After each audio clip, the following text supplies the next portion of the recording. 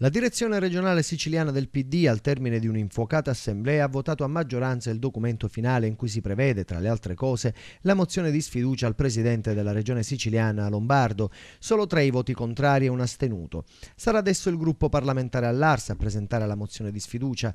Nel corso del suo intervento il segretario regionale del partito Giuseppe Lupo ha ribadito anche che il PD chiederà all'UDC di condividere la nostra mozione di sfiducia. La direzione di oggi è importante perché da qui dipende la nostra possibilità di costruire una proposta vincente per i prossimi 5 anni, ha detto Lupo. Oggi dobbiamo fare il passaggio sulla mozione di sfiducia per aprire una fase politica nuova. Bisogna ritrovare l'unità, ha detto ancora Lupo, è necessaria la proposta di un partito forte.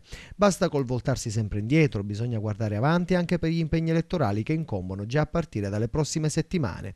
C'è la consapevolezza corale all'interno del Partito Democratico che è finita una esperienza che peraltro non ci ha visto partecipare al governo direttamente, che era utile ed è stata utile per spaccare il centrodestra e avviare le riforme in Sicilia.